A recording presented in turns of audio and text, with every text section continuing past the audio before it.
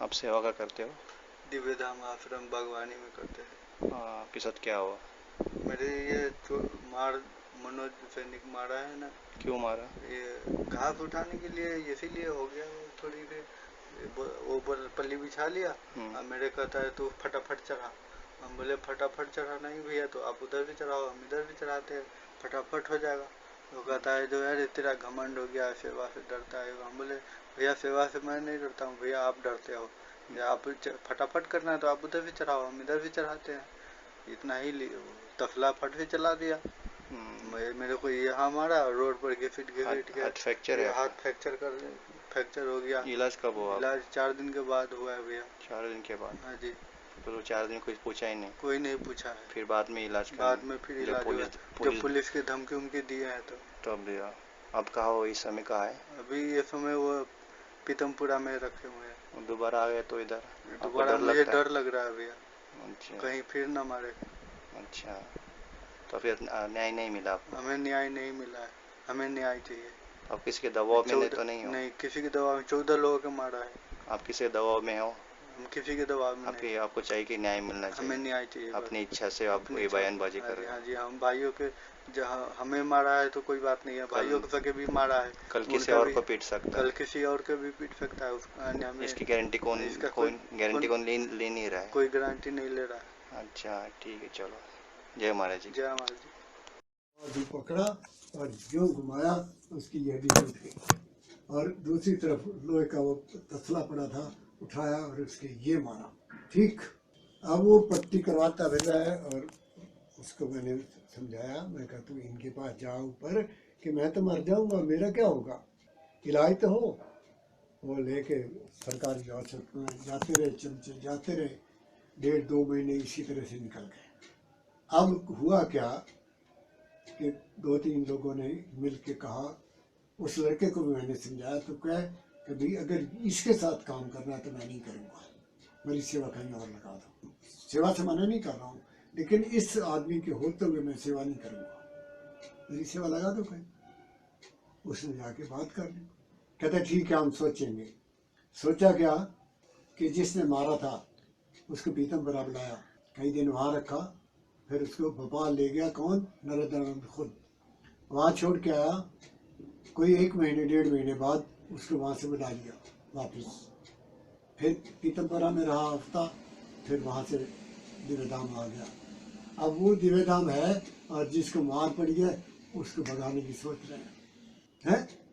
अरे उसके भी फोटो ले लिए थे और सारे में फैल गए थे, तभी तो उसको तंग कर रहे हैं।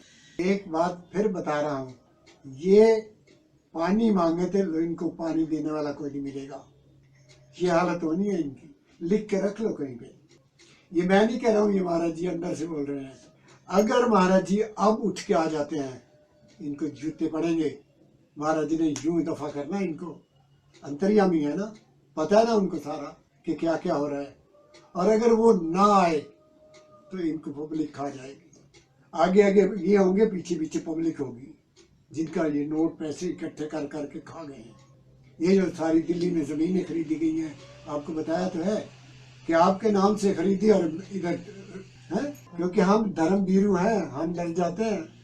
और जो बोला जा जी, पूरे दिव्य धाम में मुझे ये कहते हैं कि आपको डर नहीं लगता। मैं कहा इनसे डर, मेरे सिर पे वो है। अब तो ये भी नहीं जा रहे उधर, मेरे ख्याल ये दोनों। नहीं तो पहले तो ये होता था, एक जाता था, वो वहाँ जाता था, वो यहाँ आ जाता था। अब दोनों धक्के यहीं खा रहे हैं। देख हालत यहाँ भी खराब है, वहाँ भी खराब है। मान लो महाराज जी नहीं आते तो इनके आपस में भी युद्ध हो जाएगा। ये हर साल ऑडिट करते हैं, ठीक है। पिछली बार भी नूरमहल से नहीं आया कोई, हेड ऑफिस तो ये है ना, इस बार भी कोई नहीं आया। वो अपना कब्जा किए बैठे, ये अपना कब्जा किए बैठे। ऐसे लोग मैंने कभी जिंदगी में नहीं देखे थे। ऐसे एक दिन सारे इनको छोड़ जाएंगे। मुझे किसी का भी दुख देखा नहीं जाता। मुझे कोई गाली दे के चला जाए ना, अगले दिन सवेरे उठते ही कहता हूँ जय महाराज।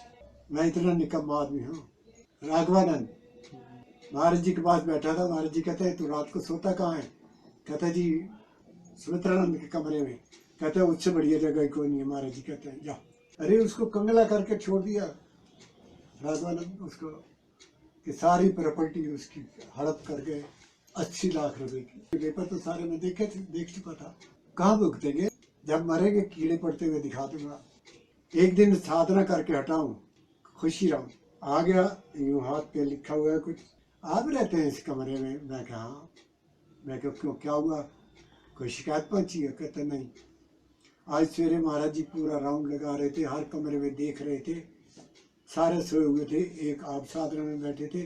लो जी, इन्होंने एक लिस्ट बनाई कि ये लोग साधना नहीं करते। उसमें मेरा नाम तो होना ही होना था, क्योंकि मैं तो उधर जाता ही नहीं था, इनमें बैठता ही नहीं था। तो श्यामलाल वहीं बैठा था, बोर्ड बोला तो है ही। महाराज जी सुमित्रा राम तो बिल्कुल भी साधना नहीं करता। अरे कहता चुप, तू मेरे से ज्यादा जानता है उनको, वो जहाँ बैठे हैं जिस तरह से बैठे रहना उनको। मेरे पास तो एक ही जवाब है कि जब हम आए थे आपने लिखवा लिया था, अब मैं जा रहा हूँ, मुझे लिख के दे दो कि हम भेज रहे हैं, बस सीधा कोर्ट में जाऊंगा फिर कि ये इस तरह से कर रहे हैं, करप्टेड लोग हैं, बदनाम कर रहे हैं गुरु को, फांसी लगा देंगे क्या? जरा उनसे कहो कि मेरे से बात तो खुल के करके देखें। मुझे इन पर बड़ा गुस्सा रहता है। मैं खुले में कहता हूँ देवेधाम में, मैं कहता सारे डरपोक हो, इकट्ठे हो जाओ, पकड़ के इनको छेंटो, मारो, पता लग जाए इनको।